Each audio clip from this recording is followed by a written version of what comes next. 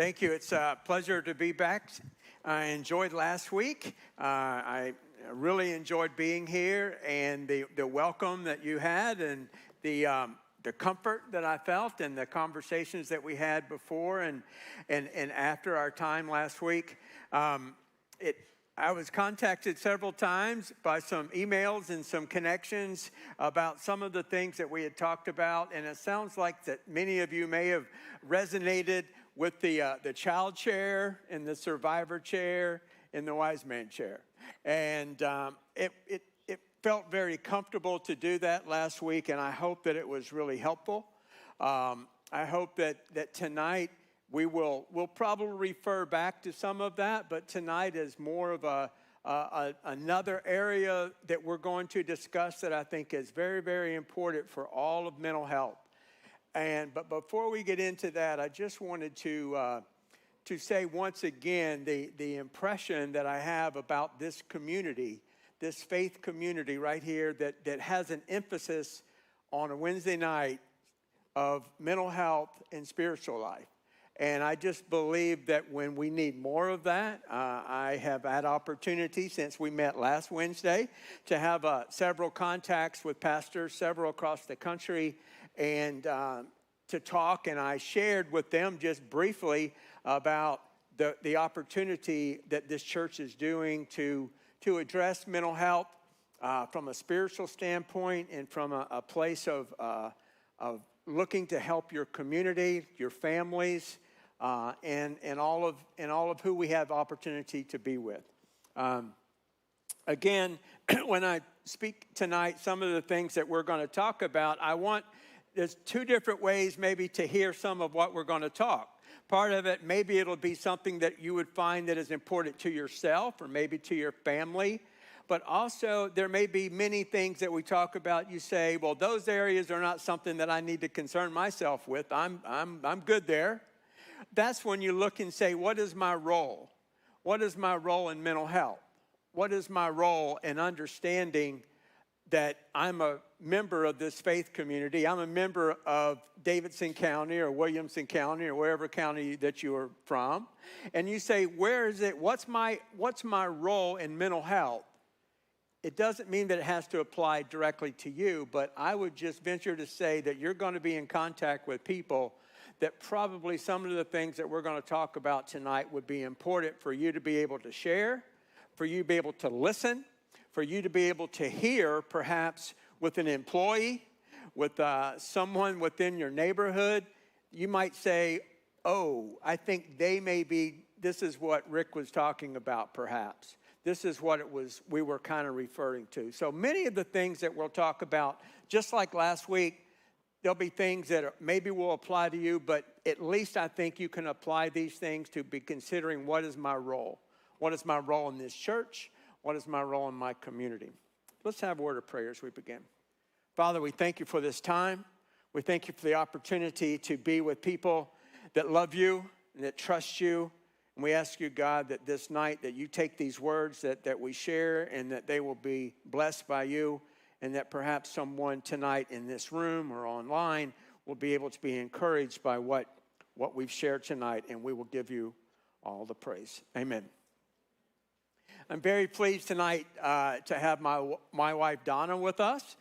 She is going to come up in just a few moments and read a short reading that's going to emphasize the first part of what we're talking about tonight. The first part, and many of you have the sheets I see that have been passed out, we're going to address the issue of self-esteem and self-worth on the first part of our time together.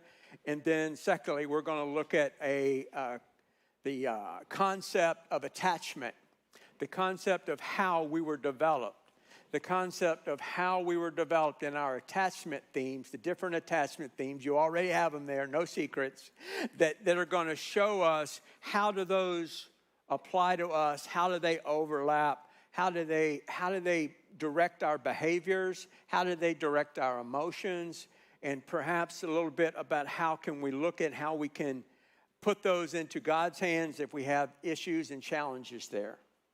But tonight, we're going to address self-esteem, self-worth, and mental health. in our relationships and our self-care, and again, examining the concept of attachment. Genesis chapter 1, 26 through 27 says, "Then God said, 'Let us make mankind in our image, in our likeness, so that they may rule over the fish of the sea and the birds in the sky and over the livestock and all the wild animals and all the creatures that move along the ground.'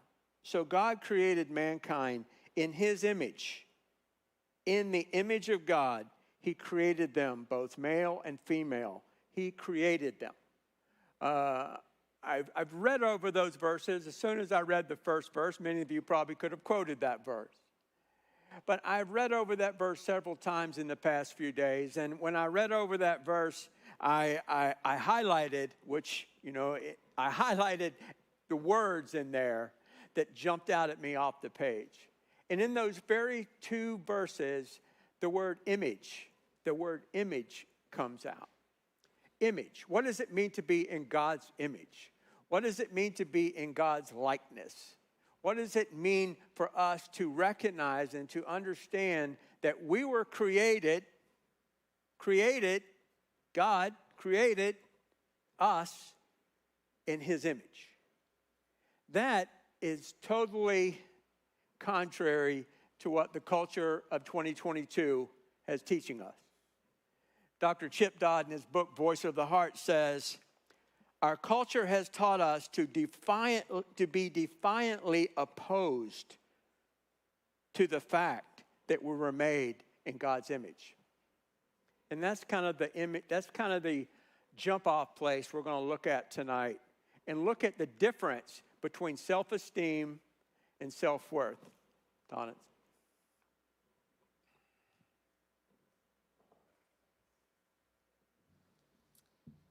You Are Special by Max Lucado. Okay.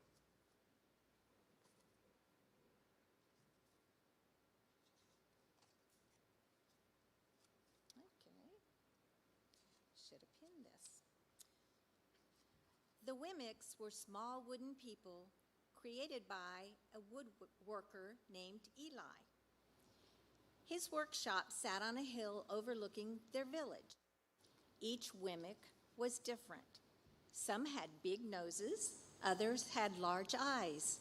Some were tall and others were short. Some wore hats, others wore coats, but all were made by the same carver, and all lived in the village. And all day, every day, Wimmicks did the same thing.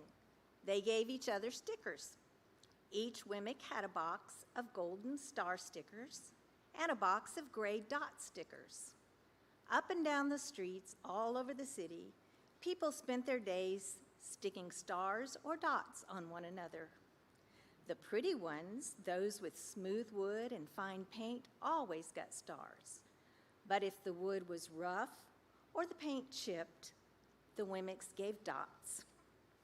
The talented ones got stars too. Some could lift big sticks high above their heads or jump over tall boxes. Still others knew big words or could sing pretty songs. Everyone gave them stars. Some Wimmicks had stars all over them. Every time they got a star, it made them feel so good. It made them want to do something else and get another star. Others, though, could do little. They got dots. Poncinello was one of these. He tried to jump high like the others, but he always fell. And when he fell, the others would gather around and give him dots. Sometimes when he fell, his wood got scratched, so the people would give him more dots. Then, when he would try to explain why he fell, he would say something silly, and the Wimmicks would give him more dots. After a while, he had so many dots that he didn't want to go outside. He was afraid he would do something dumb, such as forget his hat or step in the water, and then people would give him another dot. In fact, he had so many gray dots that some people would come up and give him one for no reason at all. He deserves lots of dots, the wooden people would agree with one another. He's not a good wooden person. And after a while, Punchinello believed them. "I'm not a good Wemmick," he would say. The few times he went outside, he hung around other Wemmicks who had lots of dots. He felt better around them. One day, Punchinello met a Wemmick who was unlike any he'd ever met. She had no dots or stars. She was just wooden. Her name was Lucia. It wasn't that people didn't try to give her stickers. It's just that the stickers didn't stick. Some of the Wemmicks admired Lucia for having no dots, so they would run up and give her a star, but it would fall off. Others would look down on her for having no stars, so they would give her a dot, but it wouldn't stay either. "That's the way I want to be," thought Punchinello. "I don't want anyone's marks." So he asked the stickerless Wemmick how she did it. "It's easy," Lucia replied. "Every day I go see Eli." "Eli?" "Yes, Eli, the wood carver. I sit in the workshop with him." "Why?" "Why don't you find out for yourself? Go up the hill. He's there." And with that, the Wemmick who had no stickers turned and skipped away. "But will he want to see me?" Punchinello cried out. Lucia didn't hear. So Punchinello went home. He sat near a window and watched the wooden people as they scurried around giving each other stars and dots. "It's not right," he muttered to himself, and he decided to go see Eli. Punchinello walked up the narrow path to the top of the hill and stepped up to the big shop. His wooden eyes widened at the size of everything. The stool was as tall as he was. He had to stretch on his tippy toes to see the top of the workbench. A hammer was as long as his arm. Punchinello swallowed hard. "I'm not staying here," and he turned to leave. Then he heard his name. "Punchinello?" The voice was deep and strong. Punchinello stopped. "Punchinello, how good to see you. Come and let me have a look at you." Punchinello turned slowly and looked at the large bearded craftsman. "You know my name?" the little Wemmick asked. "Of course I do. I made you." Eli stooped down and picked him up and set him on the bench. The maker spoke thoughtfully as he looked at the gray dots. "Looks like you've been given some bad marks." "I didn't mean to, Eli. I really tried hard." "Oh, you don't have to defend yourself to me, child. I don't care what the other Wemmicks think." "You don't?"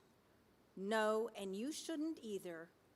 Who are they to give stars or dots? They're Wemmicks, just like you. What they think doesn't matter, Punchinello. All that matters is what I think, and I think you are pretty special." Punchinello laughed. "Me special? Why, I can't walk fast. I can't jump. My paint is peeling. Why do I matter to you?" Eli looked at Punchinello, put his hands on those small wooden shoulders, and spoke very slowly. "Because you're mine. That's why you matter to me." Punchinello had never had anyone look at him like this, much less his maker. He didn't know what to say. "Every day I've been hoping you'd come," Eli explained. "I came because I met someone who has no marks," said Punchinello. "I know. She told me about you." "Why don't the stickers stay on her?" The maker spoke softly. "Because she has decided that what I think is more important than what they think. The stickers only stick if you let them." "What?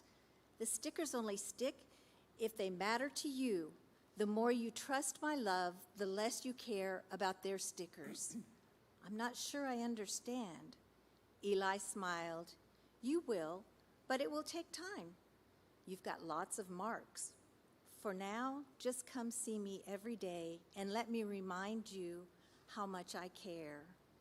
Eli lifted Punchinello off the bench and set him on the floor. "Remember," Eli said, as the Wemmick walked out the door, You are special because I made you, and I don't make mistakes. Punchinello didn't stop, but in his heart he thought, I think he really means it. And when he did, a dot fell to the ground. Thank you.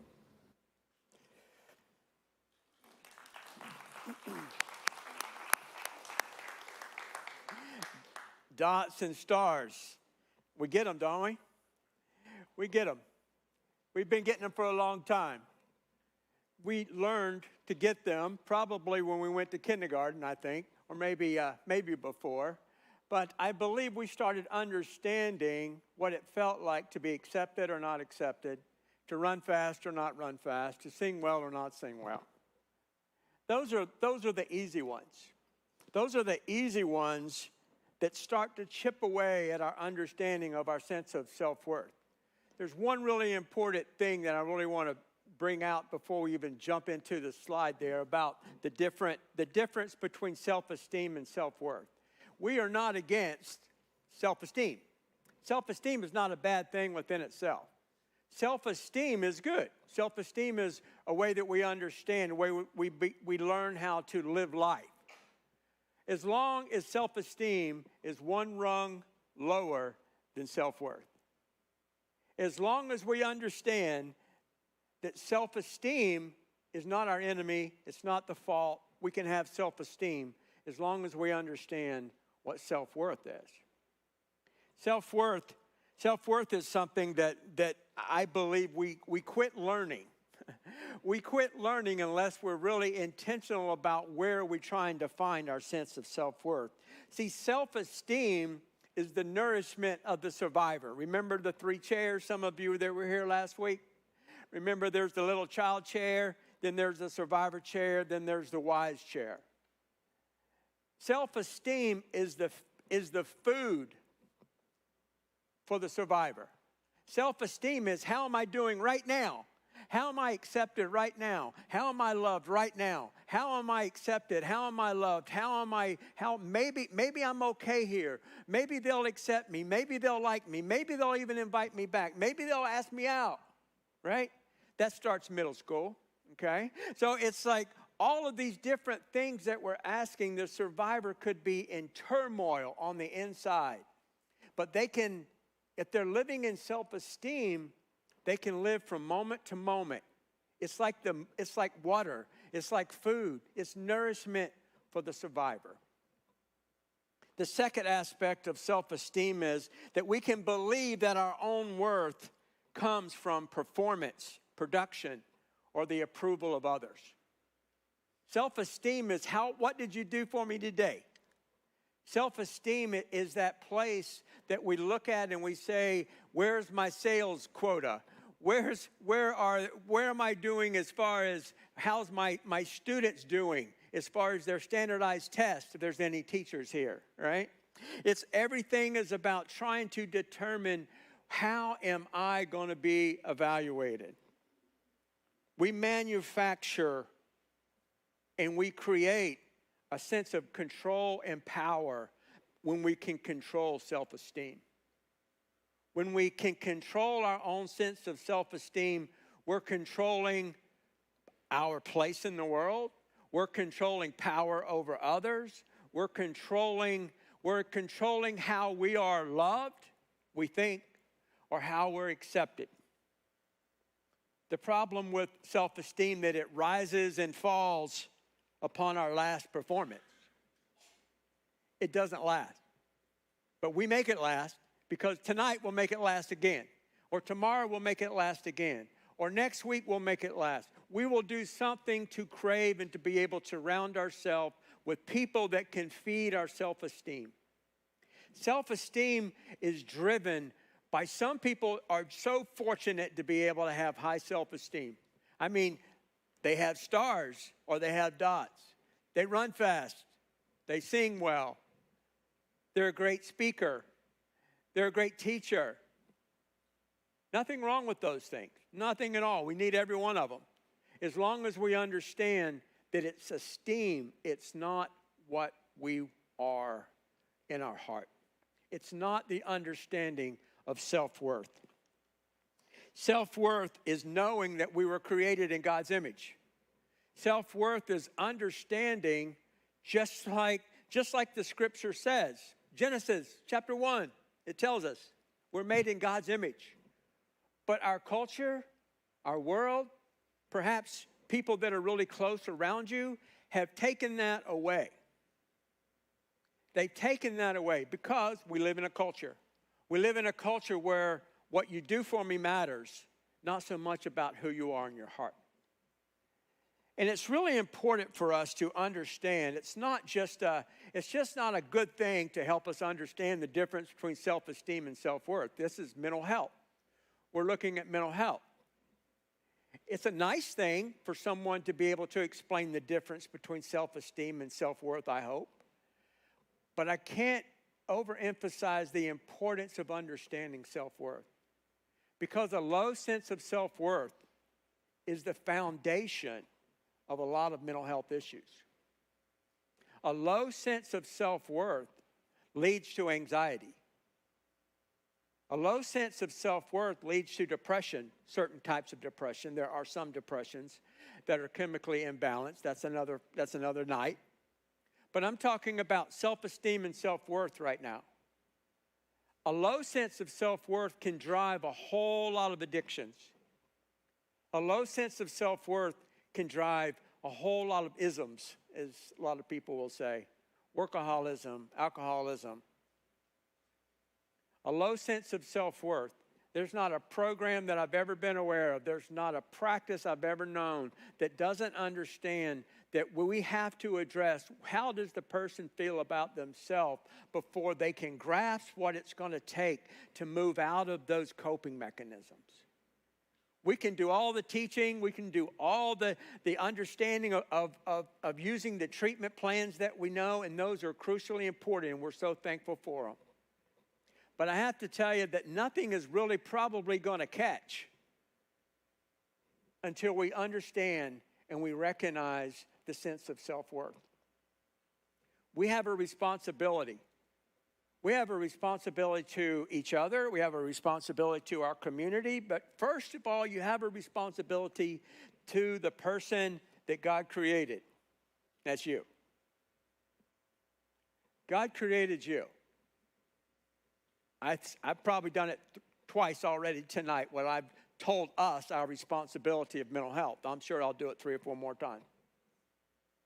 And that's important. That's why we're here. But nothing is more important than understanding and allowing ourselves to be able to identify the person that God created, and that's you. God created you with a sense of self-worth.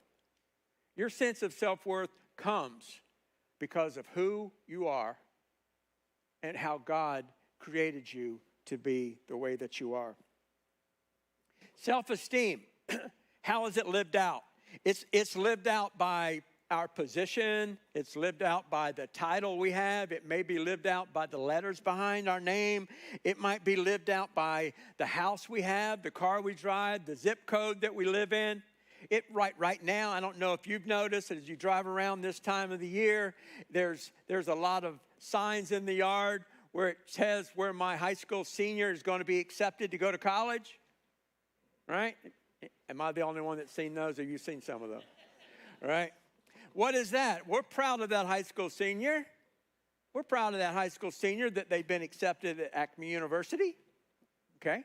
But what is that? Perhaps that's a part of saying, hey, good job, graduated from high school, wonderful, now you're going to this college. There's nothing wrong. I've been involved in higher education for a long time. And we can also, I have been in my office where struggles are between that decision about where am I going to go to college, where am I going to go. I want to go to this university. I think this university is a good fit for me, but we have a family heritage of going to this university, and I was accepted at this university, so I'm going to need to go to this university. What is that? That's self-esteem, isn't it? That's self-esteem. That's like, how am I going to be viewed? How am I going to be judged? How's my family going to be judged if I choose to go to this college instead of going to this college? See, our culture has a way of doing this. We have a perfect way of adjusting and trying to find ways to either encourage or to tear down self-esteem. Self-esteem is crucially important. But I'm telling you, there's nothing more important than understanding our sense of self-worth. Self-worth is not lived out by the placards in the yard, okay? Self-worth, or the challenge to self-worth, much deeper. It's much deeper. The challenges to self-worth are not as easily predictable as those of self-esteem. But when you think about it, maybe just think about it just for a minute, I would imagine you can think of some of those. See, where self-worth is challenged. Self-worth is challenged by that couple that goes to their family gathering and says, hey, y'all been married like 5 years. When are you going to have some kids? And they say that to that couple that are not able at this current time to have children. That's self-worth. A challenge to self-worth. Nobody else knows that. There's also people that to young married couples that will address young married couples and say, I know y'all are enjoying yourself, you're having a great time, but y'all need to have children. And what I know in my office, that they're struggling with intimacy and they are not going to have children. So they dread going to grandma's house for Christmas for dinner because they're going to be asked the question, and they know why they're not having children, and they can't share that because their intimacy life is not intact. Self-worth. Self-worth is also challenged. It's also challenged for the very sense of some really holidays that we celebrate. And pastors and mothers, maybe even in this room here, know that Mother's Day and Father's Day carry shame, right? We celebrate it. We had a great time for Mother's Day. We enjoy Mother's Day. But Mother's Day can also create a sense of shame because maybe that woman is not able to have children. I think our churches are doing a much better job of recognizing that now than maybe the way we used to. But it's still there. Father's Day is the same thing. The challenge to our self-worth can take that person that's challenged by the very fact of being able to have children or not and put them into coping. Remember the survivor chair. So that's the reason why that we address self-esteem and self-worth. Not just because it's a nice thing to do to make people feel better, but it's also an understanding that if we don't address self-worth, it's likely to lead to some of those other issues in the coping. It's called Rick's theory. Okay, it's not been empirically studied. Okay, but Rick's theory. Okay, and Rick's theory is the higher the sense of self-esteem, naturally, the more stickers that you have. Okay, the less they may believe they need self-worth. The higher the sense of self-esteem, the more that our culture tells them, you don't need self-worth. Look at all this self-esteem. If you've got this self-esteem, everything down here, self-worth, that's a churchy word maybe, or that's a therapy word. No, it's a lot greater than that. I believe I've said it enough times tonight that you all understand it. But I can tell you, in the therapy office sometimes, it's not that easy to be understood. It's not easy for some to understand or grasp the difference between self-esteem and self-worth. Because like in this town, one of the ways that people establish self-esteem is the number 11 record, a number 5 record, or the number 1 record, right? We gauge ourselves. Not me, but that industry, like other industries, everything is driven by that number. I had a young man that in my office, and I love him to death. And we get along really well. And when he doesn't understand something or when he challenges me, he doesn't wait for me to finish. He just jumps in and just tells me why I'm not right, okay? And we have a great understanding with each other. And we have been talking about self-esteem and self-worth and self-esteem and self-worth. And he looks at me and he says, oh, Doc, I'm trying, but I just can't, I don't know. I said, let me ask you a question. I said, you were on a tour this past weekend. Were you ever thirsty? He said, what? And I said, when you were on your tour last week, I saw it online. You were on tour. I said, were you ever thirsty? He said, no. I said, why were you not thirsty? He said, because there's always somebody saying, hey, you need a drink of water? Hey, I've got your water. Hey, I've got your water. He turns around and somebody offers him a bottle of water. I said, you're never thirsty. I didn't know that. I took a guess. He said, you're right. I don't remember when I've ever got my own bottle of water. And I said, if you don't know how to get your own bottle of water, then you're probably going to have a hard time understanding the difference between self-esteem and self-worth. I love him. He loves me. We have this relationship that I can talk straight to him and he talks straight to me. The day that he came in one day, before he even sat down, he said, Doc, I got it. I understand it. I understand what self-worth is. I think this is it. And he went on and told me a story. And it went on, and it went on, and it went on. And at the end of that, I said, I think you understand the difference.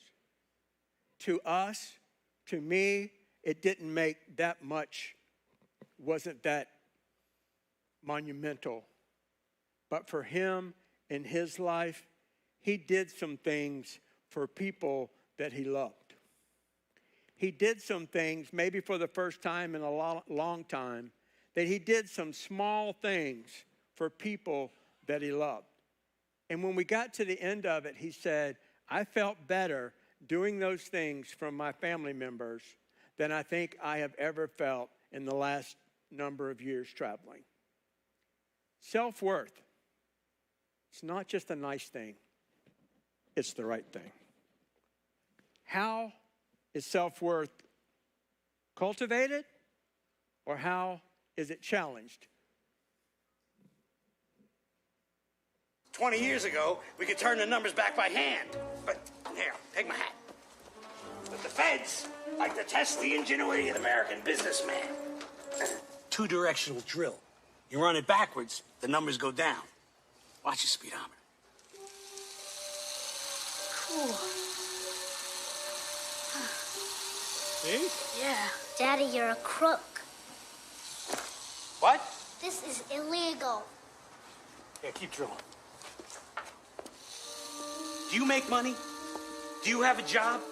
No, but don't people need good cars? Can't you sell good cars, Dad? Listen, you little wiseacre. I'm smart, you're dumb. I'm big, you're little. I'm right, you're wrong. And there's nothing you can do about it.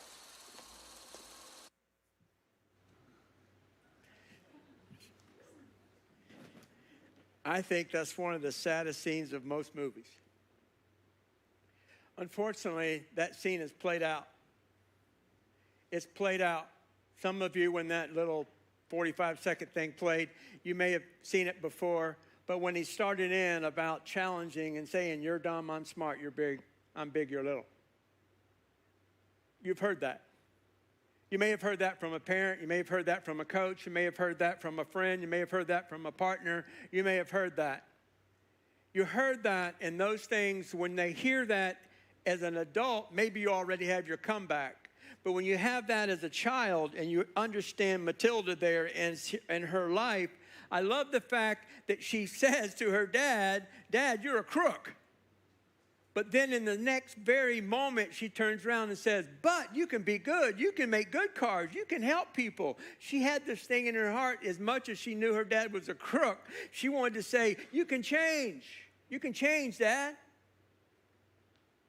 But instead of changing, he attacks her. That is where a loss of self-worth occurs. That's where that child, and there's thousands, lost their sense of self-worth in scenes much like that one right there. The next thing that we want to speak about tonight, and it ties in from self-esteem and self-worth, ties to the chairs of last week, is understanding the attachment themes. There's attachment themes of how that we were developed as a child, and how when we were developed as a child, we move into the other stages of life. Our attachment themes were likely developed before we were 18 to 20 months old. Okay?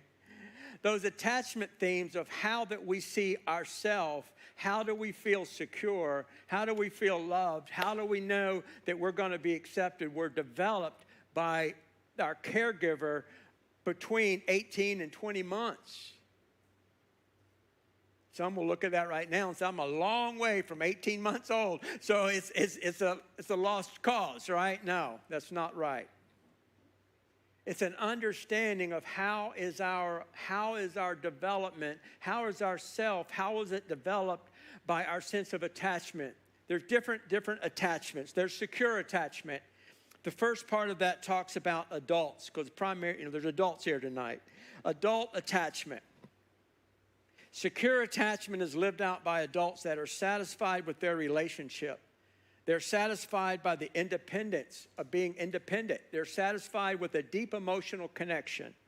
They may have trust. They may have resilience. They may have an understanding that life is secure. I'm going to be okay. So they can take that security and move it through childhood, adolescence, into adulthood. Then there's anxiously attached. Anxiously attached.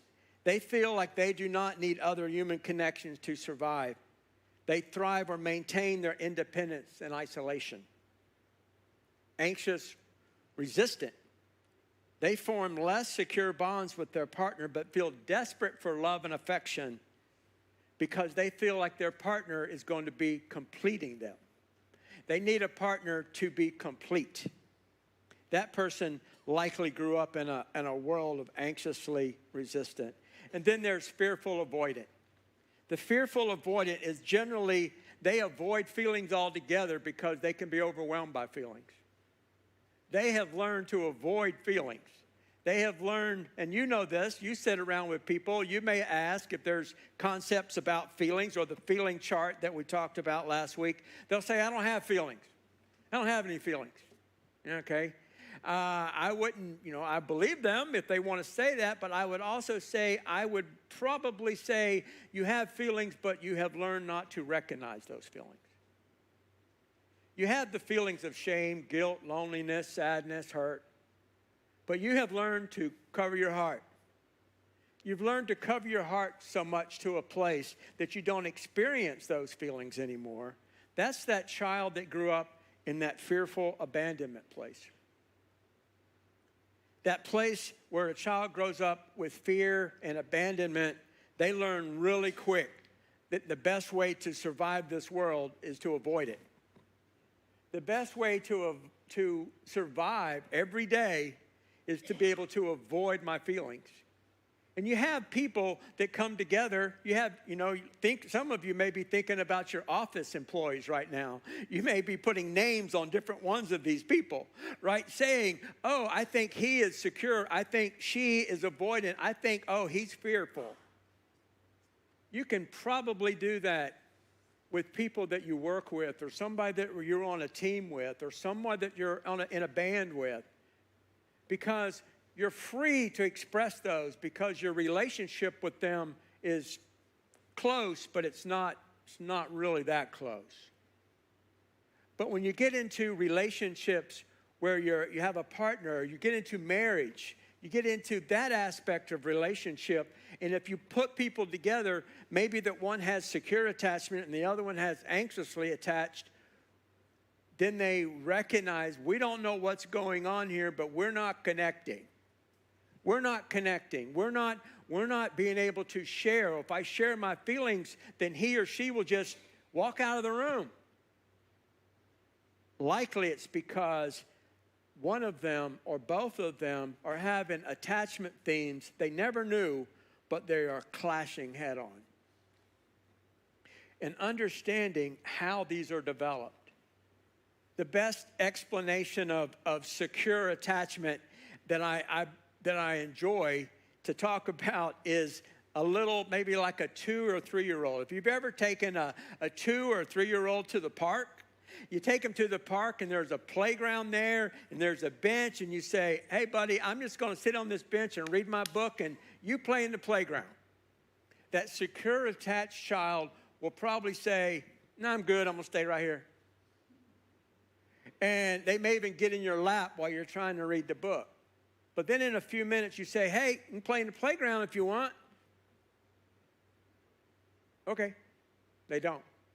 You continue to read your book. Then in a moment, they play around your feet. Then in a few minutes, they play over there at the edge of the playground. And then in a few more minutes, they get into the playground. And then they get your attention. And they wave at you. Hey, hey, hey, hey, hey. See, look, the slide. And they bang on the slide. And you say, yep, having fun. Yep, having fun. A few minutes, they're playing it now. And they may have met a friend in the playground. What that child is doing is testing their security. They're testing their secure attachment. They feel like I'm at the park with you and I'm okay with that. And now you tell me I can play, but I'd rather be with you because you're more secure than the playground is. But eventually, playground looks good. Playground looks fun. I'm going to step outside here. I'm going to go play in the playground, but I'm going to get your attention to make sure you know I'm still here. That's secure attachment. Don and I, we get a chance to go to California to see our grandchildren and our son and our daughter-in-law. We get to California a few times a year, and we love to go to the beach there. We love to go to the beach, and it's in Redondo Beach, and it's a beautiful part of the world. And we love to take our grandkids there. We have pictures and pictures and pictures of them at the beach, on the slide, on the swings at the beach. But I can tell you at first, every time that we go there when they were really little, I'd get a little anxious because our grandson would just take off like he owned the whole beach, right? And I can't catch him in deep sand, you know? And he would run to the water and I would get nervous, or Donna would run before him before I would let him go, because when he was 2 or 3 years old, he was going to run to the water. And I think about him, and I think about that vision of him being, I'm as secure, this is my beach, okay? This is my beach. And when I want to play in this beach, I play in this beach. Grandfather, Papa, he worries. Maybe I'm not the secure one at the moment, but he is secure. He's secure with his parents. He's secure with us. He's secure in his world. Secure attachment is developed and lived out. Anxiously attached. A child that is anxiously attached understands what security is. They understand what it means to be secure, but they also know it's not predictable. It's just not, you can't count on it. It may be secure today, but it may not be secure tomorrow. I love it. They'll say, I love my family. I love my family. I love my parents. I have a wonderful house. I have a wonderful family. I have a wonderful yard. I have a wonderful dog. And then as you talk to them more, they'll say, yeah, but sometimes it's not there. I have a young man that I see. I've been seeing him for several years now. And when we started talking, I didn't mention these words. I was using other language to get to what I wanted to know about him. And what I anticipated that his anxiously attached, or maybe even fearful, avoidant attached, was understanding what goes on in your house, how you live in your house. And I asked him, I said, just tell me what happens in your morning. He said, oh, it's really easy. When I wake up in the morning and I don't move and I'm really quiet, and I can listen for my dad in the kitchen. If my dad is walking in the kitchen and you can hardly hear him walk, it's a good day. I'm going to get up, we're going to talk, we're going to have fun. But if I wake up and I hear Dad stomping through the kitchen, I stay in the bed as long as I can. What's that child learning? He's learning to use his hearing to say, I have to judge every day, is this a good day or a bad day? I have to judge every day before I get out of bed, am I secure or do I need to stay in the bed? I have other children and teenagers that I talk to, and when they tell me things, and I'm going through my mind about these different attachments, and they'll tell me that their safest place that they ever feel is in their own closet. What's that child is fearful. They're fearful, avoidant. They are learning that life is not safe, life is not fair, and the only reason why I'm in this house because it's a little bit safer in here than it is outside in the world. And they understand that as a child, and the issue that comes to us in mental health and comes to us as a community of faith is understanding that they take that into childhood, into adolescence, into young adulthood, into adulthood, into senior adults. We have senior adults that are living within your community. Some, I would say, that are probably living and attending this church like they're attending the church that Donna and I attend. And they have these very same things. They have these very same feelings about, am I going to be spoken to today at church? Am I welcome here? Do I have a place here? Am I okay to be here? They're just like that child. The thing is that we have to know that our church, our community, our families need to understand what do we need to do to facilitate an understanding of knowing that those people are safe. Are they safe in your small group? Are they safe to share their feelings about life? Are they safe to feel secure enough to say, I'm going to be loved, liked, maybe even welcomed back if I say what I really feel? See, we have perfected. The older we get, the more perfection we have of understanding how to deal with those different attachment themes. You combine a low sense of self-worth and anxiously attached or fearful, and you've got a person in your midst that doesn't really understand where they fit.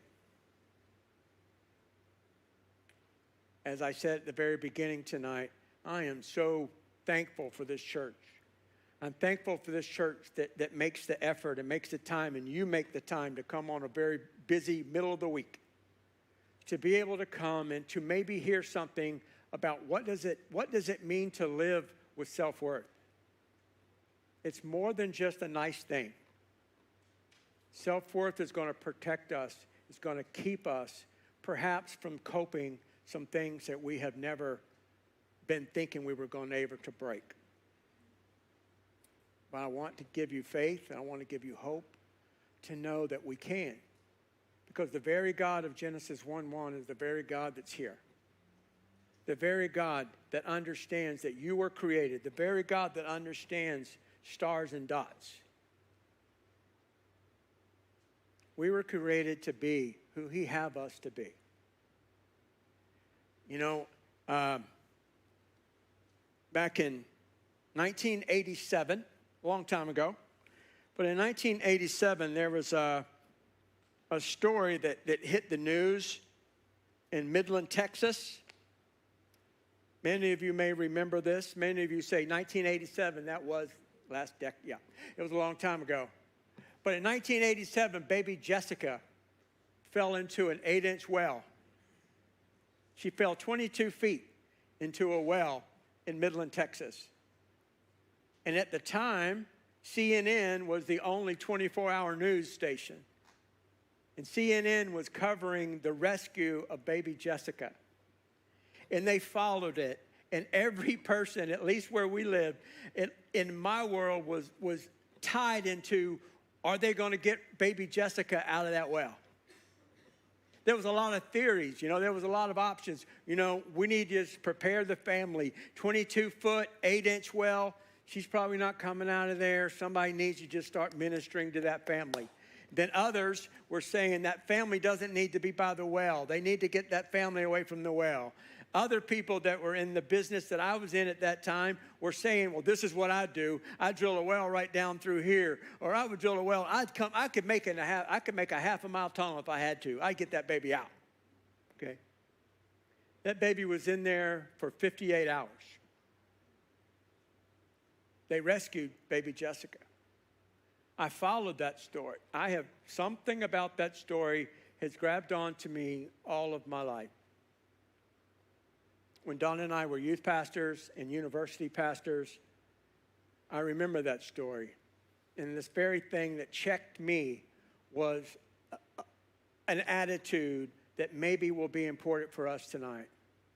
See, our whole world, as I read some more even again this week to make sure I had the 22-foot well right, was understanding that worldwide people were following the rescue of baby Jessica. Worldwide, people were checking. Did they get her out yet? You could go into a gas station. What's going on? Well, they're still digging a well. And you'd be talking to strangers about saving baby Jessica. I've often thought the effort, and I love the effort, I would do everything for your child or my child if they fell in that well. But the value of life, the value of a baby, nothing was spared. Nothing was spared to save the life of baby Jessica, and I'm thankful for it. And at the same time, get checked in my own spirit. Do I show the same value of other children that come in to my journey? Have I shown the value to other people in my life that are Jessicas and Bobbies and Johns? Am I showing them the same care that I would give my life to go in to save a baby that I didn't even know? Self-worth. We value a human life.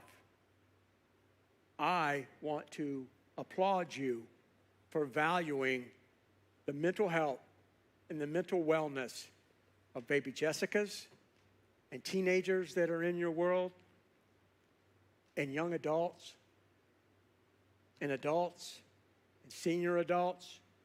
Let's understand how we can foster self-worth and how maybe if we understand just a little bit, a snippet of attachment theory, we can maybe understand where they're coming from to be able to connect with them on a deeper level. Jordan's going to come and close us. It's a pleasure to be with you, and I look forward to being with you next week.